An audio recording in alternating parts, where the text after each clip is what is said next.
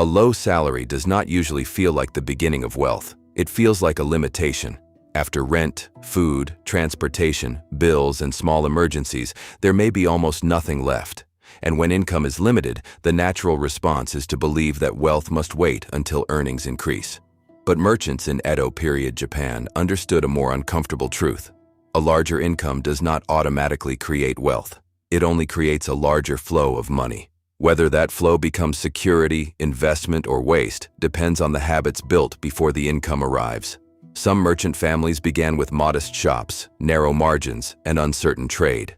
They could not control the harvest, the weather, changing prices, local competition, or the demands of powerful customers. What they could control was the distance between what they earned and what they consumed. That small distance became the foundation of everything. In Edo period Japan, merchants occupied a complicated place in society.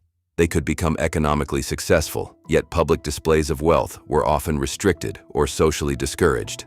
This created a culture in which prosperity was not always announced through appearance. A household could look restrained while quietly strengthening its accounts, inventory, relationships, and reserves. Money was treated less like a reward and more like a resource that had to remain useful. The goal was not simply to earn. The goal was to preserve enough capital to survive another season. For a merchant earning a modest income, every coin had several possible futures. It could purchase comfort today. It could protect the household from a future emergency. It could be reinvested into tools, inventory, skills, or trade, or it could remain available until a better opportunity appeared. This is the ancient principle at the center of becoming wealthier on a low salary. Your financial future is shaped not only by how much money enters your life, but by how carefully you assign a purpose to each part of it. The merchant household did not wait until the end of the month to discover what remained. Spending was often recorded, supplies were counted, debts were remembered, obligations were separated from profit. The ledger created distance between emotion and decision. Without records, money becomes vague. A person feels that they are spending carefully because no single purchase appears destructive, but small purchases rarely arrive looking dangerous. They arrive as convenience, a slightly better meal, a subscription that seems inexpensive, a purchase made after a difficult day, a new object bought because someone else already owns it. Individually, these expenses appear harmless. Together, they consume the capital that might have created future freedom. The Edo merchant understood something modern behavioral economics continues to reveal. Human beings do not judge money objectively. We divide it emotionally. A bonus feels easier to spend than ordinary income. A small payment feels less important than a large one. Future needs seem less urgent than present desires. This is known as mental accounting. We treat money differently depending on where it came from or what we have imagined it should do. But a coin does not know whether it came from salary, profit, a gift, or unexpected income. Its value depends on what happens next. The person earning a low salary cannot afford to treat small amounts as meaningless. Small amounts are the entire structure. This does not mean living in permanent deprivation. The Japanese principle of simplicity was not merely about owning nothing. It was about reducing what did not serve the household. Minimalism, when applied to money, is not an aesthetic. It is a decision-making system. It asks a quiet question before every purchase. Will this strengthen my life, maintain it, or merely decorate a temporary emotion? That question matters because low income creates psychological pressure. When people feel financially restricted, they often seek relief through spending. A purchase creates a brief sense of control. It offers evidence that life is still moving forward. But the feeling fades while the cost remains. Consumer culture understands this weakness.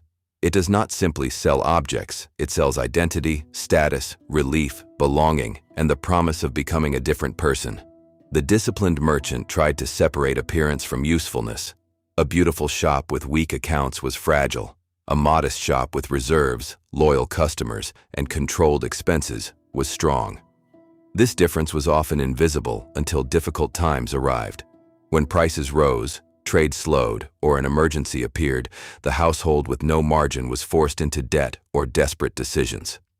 The household that had preserved even a small reserve gained something more valuable than cash. It gained time. Time to think. Time to negotiate. Time to avoid selling useful assets at the worst possible moment. This is why wealth preservation often begins before investing. A person who invests everything but has no emergency reserve may be forced to withdraw money during a crisis. A person who carries expensive debt may lose more through interest than they gain through patient investing. And a person whose lifestyle consumes every salary increase remains financially vulnerable, no matter how impressive the income becomes. The low salary path therefore begins with resilience. First, know the minimum cost of maintaining your life, not the imagined cost, not the socially expected cost, the real cost: housing, food, transportation, essential bills, health, and unavoidable responsibilities. Then identify the spending that exists mainly because it has become automatic. This is where the ledger returns. Modern banking apps can show transactions, but seeing is not the same as studying. A merchant did not record numbers merely to observe the past. The record was used to influence future behavior. Review your spending by asking what each expense produced. Did it solve a lasting problem? Did it create health, knowledge, time, or security? Did it maintain something necessary, or did it disappear without improving your position? The purpose is not guilt. Guilt is emotionally expensive and financially useless. The purpose is clarity. Once the leaks are visible, a small margin can be created, and that margin should not be left without direction. Money without a purpose is easily recruited by desire. One portion may become an emergency reserve, another may be used to eliminate costly debt, another may be invested consistently in a diversified, long-term way appropriate to the individual's circumstances. Another may be used to increase earning ability through tools, education, or valuable skills. The amount may seem unimpressive at first. This is where most people abandon the process. They look at a small monthly contribution and compare it with the wealth they hope to possess. The distance appears too great, but compound wealth does not begin impressively. It begins almost invisibly. Its first achievement is not a large balance. Its first achievement is consistency. Consistency changes financial identity. The person who repeatedly preserves part of a small income learns to live below a clear boundary. When income eventually rises, that person already possesses the structure required to keep the increase. Without that structure, more income often produces only more expensive habits. This is lifestyle inflation. A better salary creates a better apartment. The better apartment creates higher bills. The higher status creates new expectations. Soon, the person earns more but feels no safer. The Edo merchant family approached growth differently. When trade improved, not every gain became consumption. Some gains strengthened the business. Some increased reserves. Some protected the next generation. The family attempted to convert temporary success into lasting capacity. This is the heart of generational wealth. It is not merely passing money to children. It is passing a system that teaches them how money should be handled. A family can transfer assets and still lose them within one generation. But when it transfers discipline, patience, useful skills, careful records, and respect for capital, it transfers the ability to rebuild. There are several modern mistakes that destroy this ability. The first is waiting for a perfect income before beginning. The second is using every salary increase to upgrade visible living. The third is confusing investing with excitement. Patient investing is often repetitive. Speculation is emotionally stimulating. The mind is naturally drawn toward dramatic opportunities, sudden gains, and stories of people who became wealthy quickly. But strong merchant houses were not built by depending on one lucky season. They survived because no single decision was allowed to destroy the entire structure. The fourth mistake is ignoring opportunity cost. Every amount spent has another possible use. This does not mean every pleasure is wrong. It means every choice should be understood fully. $100 is not only $100. It is also the emergency it could have covered, the debt it could have reduced, the skill it could have purchased, or the investment it might have become over many years. The final lesson is simple, but not easy. Do not ask only, how can I earn more? Ask, what happens to the money that already reaches me? A higher income is worth pursuing. Skills should grow, opportunities should be taken. Earning power matters, but income is only the raw material. Discipline gives it form, patience gives it time, investing gives it productive purpose, and restraint prevents it from disappearing.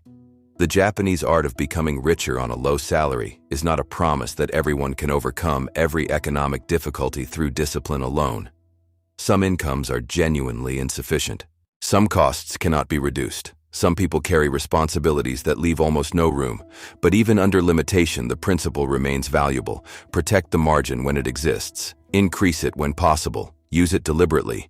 And never underestimate what repeated decisions can become across 10, 20, or 30 years. The merchant's quiet ledger carried no promise of sudden fortune. It offered something more reliable, a record of choices.